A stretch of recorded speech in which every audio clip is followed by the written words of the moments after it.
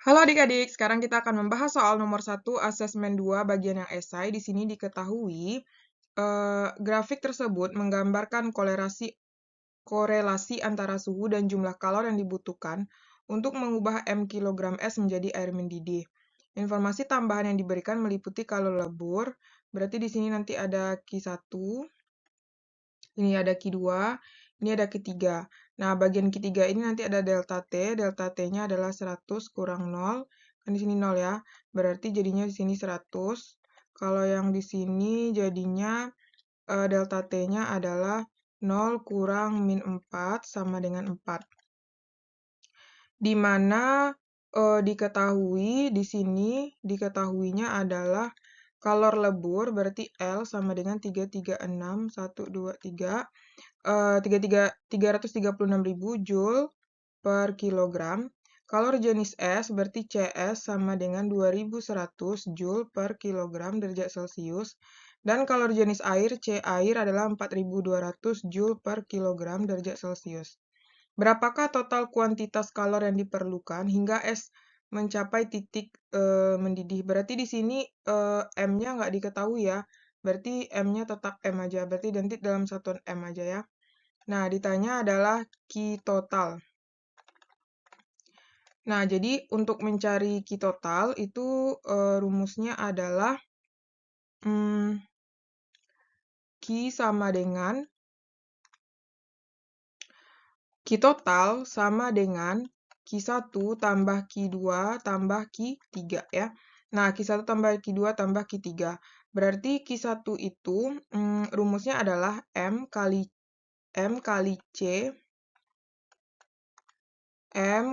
CS kali delta T ditambah M kali L ditambah M kali C air kali delta T.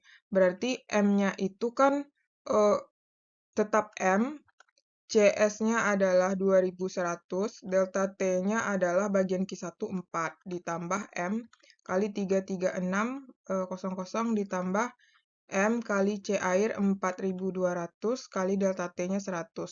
Berarti ini jadinya kan 8400 M ditambah 33610, 0-nya 3 M ditambah ini 4200, berarti ini 0-nya 4 ya, 34 M.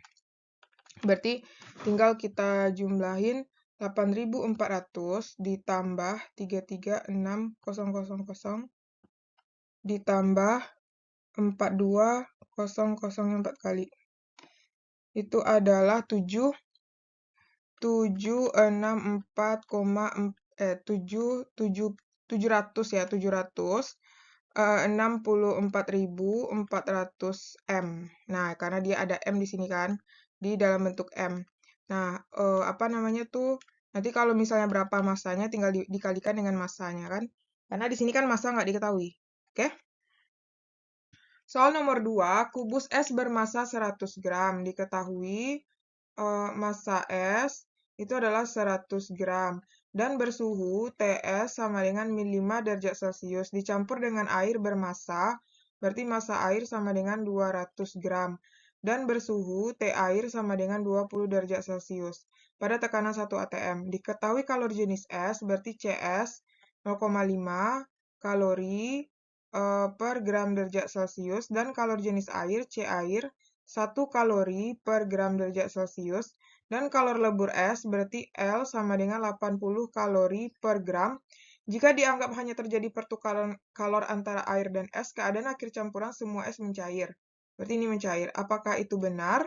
Nah, ini kita buktikan ya. Berarti yang ditanya mencair semuanya atau gimana gitu kan? Nah, jadi di sini kalau kita buat di grafik, itu kan tidak dianggap hanya terjadi pertukaran kalor, berarti suhunya di 0 derajat ya. Berarti kita buat di sini dari min 5 sampai itu adalah 20 derajat. Berarti 20 sini kan. Berarti naik ke atas, datar, naik lagi sampai suhu 20. Berarti nanti di sini, nah ini di sini.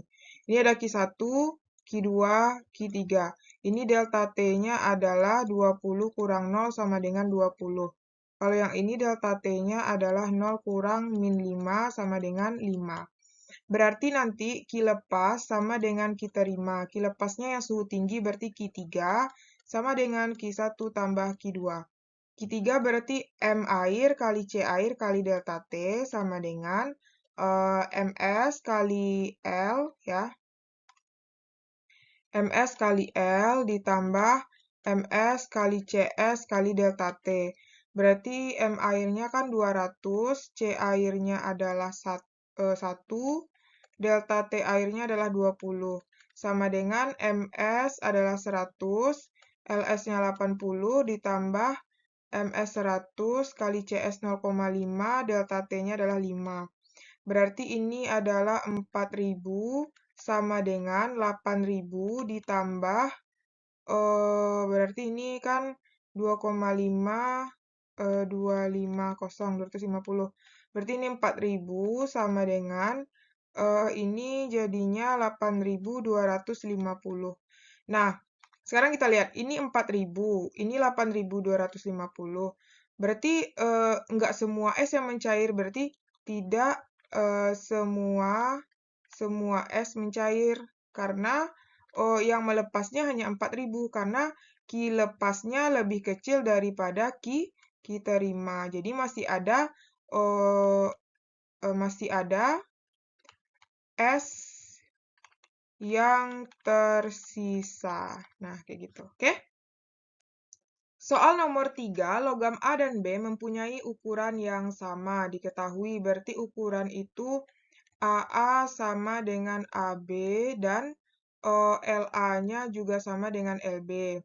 Disambungkan satu sama lain. Ujung logam A berarti kita gambar gini ya. Ini ujung, ini anggap ini A, ini B. Ujung logam A itu memiliki suhu 150 derajat, berarti TA. Kemudian dan suhu persambungan logam A dan B, suhu sambungan berarti di sini ya, TC, 120 derajat Celcius. Jika diketahui konduktivitas termal A, berarti Ka adalah 0,4 kalori per meter sekon derajat Celcius. Dan logam B sebesar berarti Kb sama dengan 0,3. Berapakah suhu ujung logam B? Berarti yang ditanya TB sini kan? Nah, berarti ini suhu yang tinggi itu yang dari A ya. Berarti nanti ke sini pergi delta T-nya ya. Delta T yang ini adalah 150 kurang 120.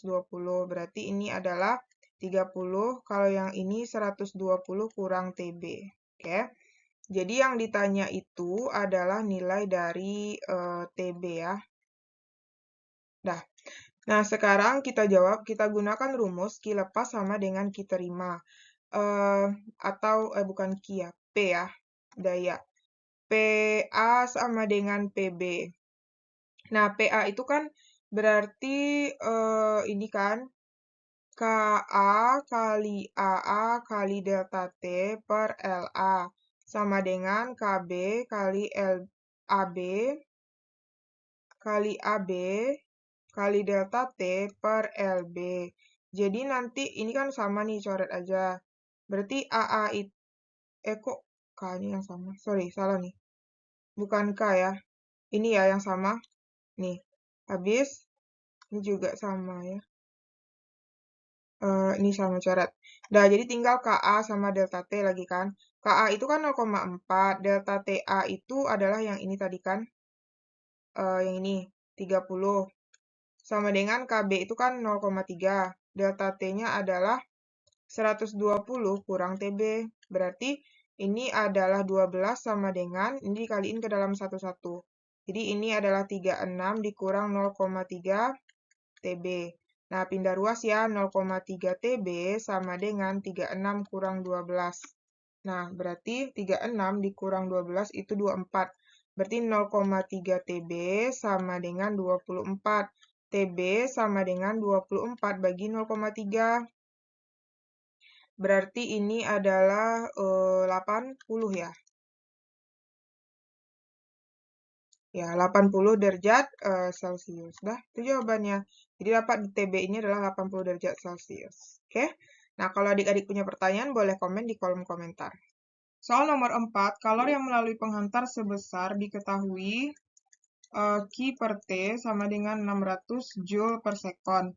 Jika panjang penghantar dikurangi, berarti L2-nya dikurangi menjadi seperempat panjang semula, berarti seperempat L1. Berapakah laju perpindahan? Berarti yang ditanya itu ini Q1 berarti ya. Berarti yang ditanya Q2 per T. Nah, Q itu kan sama dengan P ya, berarti ini kita lambangkan P1 aja. Jadi yang ditanya P2. Nah, jadi ini kalau panjang penghantar, berarti ini kita pakai rumus konduksi ya. P sama dengan K kali A kali delta T per L. Berarti ini nanti kita kali silang, berarti gini ya. Tidak, berarti kita pakai perbandingan. P1 per P2 sama dengan K kali A kali delta T per L1 per K kali A kali delta T per L2. Berarti ini dibalik. Ini nanti karena dia sama, coret aja. Nah, tinggal nanti P1 per P2 sama dengan, ini dibalik jadinya L2 ke atas, L1 di bawah. Ya, berarti jadinya, atau kalau misalnya bingung, kakak buatkanlah kayak gini. Nah, ini kan 1 per L1 per 1 per L2, berarti P1 per P2 sama dengan 1 per L1 kali, ini dibalikan L2-nya ke atas. Jadinya P1 per P2 sama dengan L2 per L1, gitu kan. Jadi P1-nya 600 per yang ditanya P2, L2-nya kan seperempat L1, berarti L1 tetap L1 kan, coret-coret. Jadi dapat 600 per P2 sama dengan 1 per 4. Nah, berarti P2 sama dengan 600 kali 4, berarti 2400 Joule per sekon. Jadi dapat P2 kita adalah 2400 Joule per sekon. Baik, kita lanjut soal nomor 5. Sebuah kelompok beranggotakan 10 orang membentuk lingkaran di sekitar api unggun. Api unggun tersebut memiliki suhu sekitar diketahui T tingginya adalah 400 derajat Celcius. Kita rubah ke Kelvin ditambah 273 Kelvin sama dengan 673. Kemudian T rendahnya itu adalah 70 derajat Celcius. Dia menerima panasnya 70 derajat Celcius. Berarti kita rubah juga ditambah 273 sama dengan 343. Nah, untuk T-nya nanti kita rubah ya, T tinggi kurang T rendah sama dengan 673 dikurang 343 sama dengan 330. Nah, kan nanti rumusnya ada T pangkat 4 tuh, berarti 330 kita pangkatkan 4, itu adalah ini nanti adalah 11,8 kali 10 pangkat 8. Oke. Nah, terus jika diketahui laju perubahan kalor, berarti P-nya 0,912 Joule per sekon, dan nilai emisivitas E-nya 0,8, dan TO-nya adalah 5,67 kali 10 pangkat min 8. Nah, benarkah jarak tiap orang ke api unggun kurang dari 5 meter? Berarti yang ditanya R-nya itu kurang dari 5 meter. Apakah benar? Nah, kita buktikan ya. Jadi, ini pakai rumus radiasi, P sama dengan E kali TO kali A T pangkat 4. Berarti karena kita mau cari A ya, nah untuk jaraknya berarti kan kita gunakan nanti luas lingkaran. A sama dengan P per E kali TO kali T pangkat 4. Berarti P-nya itu adalah 0,912 per E-nya 0,8 kali 5,67 kali 10 min 8 kali T pangkat 4-nya adalah 11,8 kali 10 pangkat 8.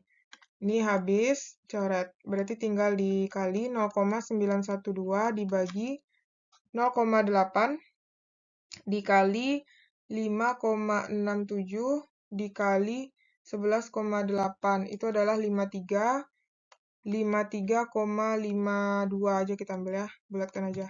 Nah, tinggal dibagi 0,912 dibagi 53,52. Itu adalah 0,017 ya, meter kuadrat. Nah, karena kita udah dapat A-nya segini, nah tinggal kita cari lagi nilai A. A itu menggunakan rumus Pi R kuadrat. Berarti kalau R saja adalah A per Pi R kuadrat ya. Berarti kalau R aja berarti akar A per Pi. Jadinya A itu sama dengan 0,017 dibagi dengan 3,14. Berarti 0,017 dibagi 3,14. Berarti dapatnya adalah 0,005.